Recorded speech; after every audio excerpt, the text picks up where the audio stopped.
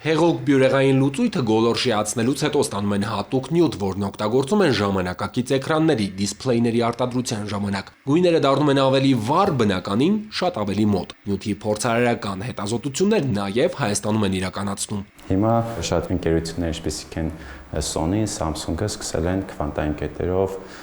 դիսպլեյների արտադրությունը, անգամ հիմա կարող եք խանութներում տեսնել, որ կան նոր տեսակի հեռուստացույցներ, որ տակ գրված է QDLC, որոնք հենց այդ քվանտային կետերն են հեղուկ բյուրեղներով։ Գոռը վերջերս է վերադարձել Չեխիայից պետության աջակցությամբ 3 ամիս վերապատրաստման ծրագրով միացել է այնտեղի ֆիզիկայի ինստիտուտի չեխ գիտնականներին, բացի հեղուկ բյուրեղների ուսումնասիրության չափումների նորարարական մեթոդներին ծանոթանալուց, գործընկերային նոր կապեր է հաստատել հետագա գործակցության համար։ Սա հիանալի հնարավորություն է ծանոթանալ մյուս խմբերի աշխատանքներին, հմտանալ մեր ուղղություններով, ձեռք բերել նոր կապեր եւ ընդհանուր առաջ մղել մեր գիտությունը։ Գիտնականների վերապատրաստման պետական այս աջակցությունը ոլորտի համեմատաբար նոր ծրագրերից է։ 2023-ին կառավարությունը հայտարարեց, պատրաստ է փող ներդնել, որ մեր հետազոտողները արտասահման գնան, 2 ամսից մինչև 1 տարի ժամկետով ընդգրկվեն դրսի առաջատար գիտական կազմակերպությունների կամ բուհերի աշխատանքներում։ Տասնամյակներ շարունակ ուղեղների արտահոսք ենք ունեցել, մեր լավագույն կադրերը դուրս են գնացել, հիմա մեր կադրերը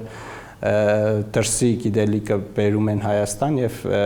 ի նպաստ Հայաստանի Հանրապետության կիրառում են այդ գիտելիքը։ Ծրագրի մեկնարկային տարում 16 շահառու է եղել։ 2024-ին 2 մրցույթների արդյունքում ֆինանսավորում ստացել է 30 գիտաշխատող։ Այս տարվա մրցույթի արդյունքներն արդեն ամփոփել են։ Մասնագիտական կարողությունները արտասահմանում կզարգացնեն 38 մագիստրոս, ասպիրանտ, հայցորդ ու մինչև 50 տարեկան գիտաշխատող։ Կստանան ամեն ամիս մինչև 900,000 դրամ եւ մինչև 1 միլիոն դրամ միանվագ, այլ ծախսերի համար տրանսպորտ, կեցություն, վիզաներ։ Բացի այդ ֆինանսավորումից, որ այս տրամաշնորհային ծրագիրը տալիս է,